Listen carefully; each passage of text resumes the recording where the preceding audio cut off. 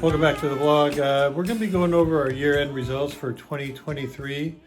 Most of the year went as expected, and then I took that big dump in Texas. Kind of hurt the results, but here they are. So here's a year-long graph of 2023. Started out pretty good at the beginning, got it off to a good start, and during the summer kind of dropped a little bit, but made it all back. And then you can see at the end there, that was my 10K loss I took in Texas. And for the rest of the year, basically went sideways. So not exactly the way I wanted it to be, but it's still a win is a win, I guess. So for the year, I ended up winning a little over $12,000. That's only $1,000 a month. Could have been much better. My win rate was $24 an hour, which is pretty pitiful for me. But if you take out the Texas 10K loss, the rest of the time I was winning about $45 an hour, which is still slightly below what my norm is. Usually I run between 55 and 65 an hour playing in the 1-3 game. One of my goals was to play 10% more hours. I did play almost 500 hours, which is about 10% more than I did in the previous year. But still I was shooting for 25% more hours played. So when I look at my goals, I see always play solid, no tilt.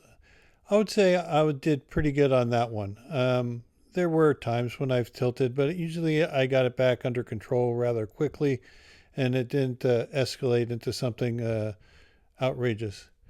As I said, to play at least 25% more hours, I only played 10% more. I need to improve on that. My win rate actually went down. I was trying to increase it by 20%. So where I normally win 55 to 65, I only won 45 in the 1-3 game. So not very good. I have some goals already picked out for next year. But if you guys like to make a little comment below, areas where I can improve or goals that I should be shooting for, please make a comment and I'll take all under advisement. And then next week we'll start a new year and with new goals. But now for your little Zeus fix. Here's Zeus opening up his Christmas gift this year. He got a little help from Mom who got him started. But once he found his green dinosaur, he was quite happy.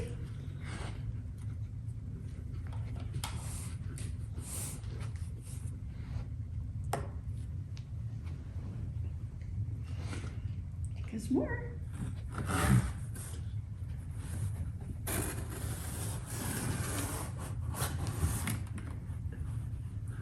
All right, enough with Zeus. Let's get to some poker. So we're going to be back at Capital Casino here in Sacramento, California, playing in the 1-3 game, buying for $500. Sit around for about 15 minutes before picking up ace queen offsuit. There were a bunch of limpers. I'm in the big blind. I raised to 25. I get two calls, one from the cutoff and the other one from the hijack. We see a flop that comes 5 deuce deuce, 2 diamonds. Pretty good flop. If they don't have a pair, I'm pretty sure I have them beat. Not likely they hit this flop unless they have some sort of flush draw. I bid out $55. First player folds rather quickly. Second player puts in a quick call. Right now I'm thinking he's high in pocket pairs and possibly flush draws. Turn card comes as a 4 of spades. I debated about whether just to go ahead and lead again, but I decided just to check it. If he had a big pocket pair, he probably wasn't going anywhere. And depending on the size he bet, I was going to determine whether I would continue or not.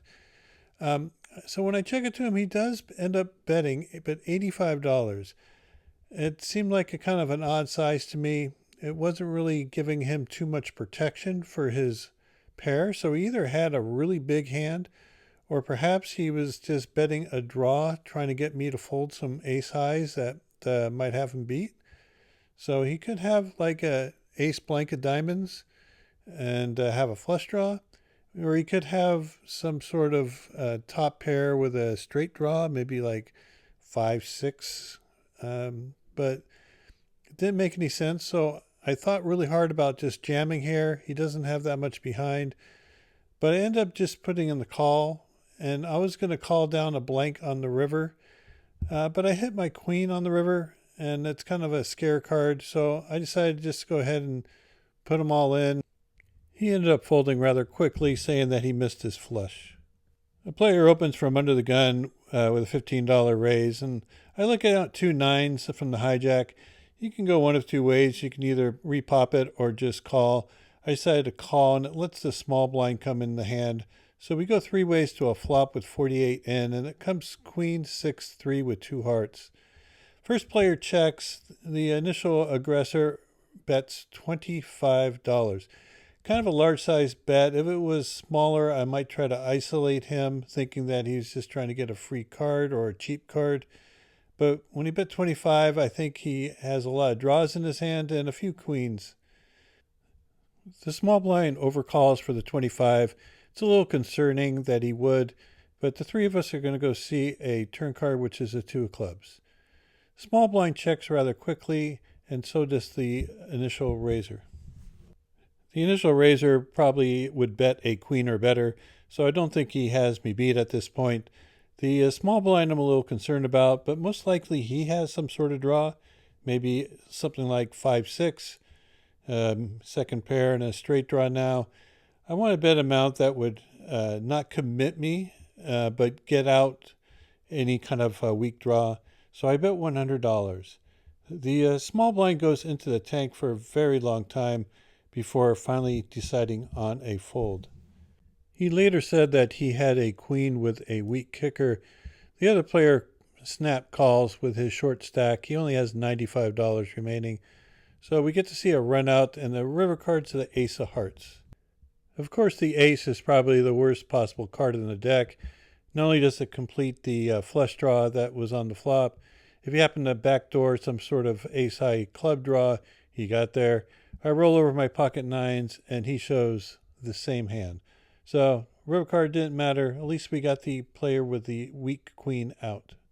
I find myself in the big blind when a player from the cutoff raises to $10. Rather small bet. I'm going to defend with just about anything here.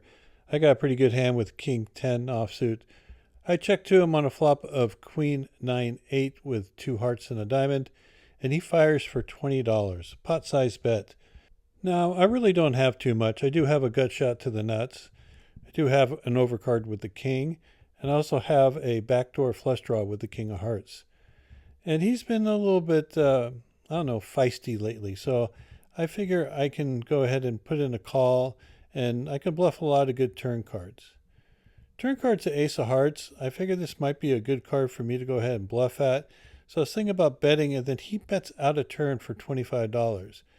The dealer goes, "It's your turn first," and I go, "Well, I'm going to check." His bet is binding. So he puts in the $25, and I go ahead and raise to $95. Now, my intention here is just to go for it. I have the nut flush blocker. I got a gut shot to a straight. There's a lot of hands I could have. The way I played the hand definitely looks like some sort of flush. If he calls, I'm going to fire at least a pot size bet or bigger on the river, no matter what the river card will be. And he thinks for a while and decides that this isn't the hand he wants to make a stand with. Well, this hand's a lot easier to play. Player opens for 17 and gets called quickly by a fairly conservative player on my right.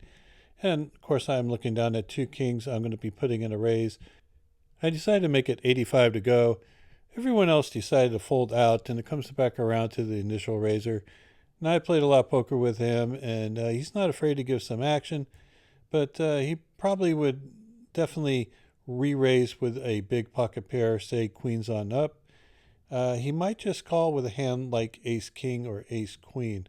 I don't think he's playing a lot of suited connectors, like middle suited connectors in this spot, but he might have some pocket pairs, say 8 through 10, that he might make a crying call with and hope to set mine with.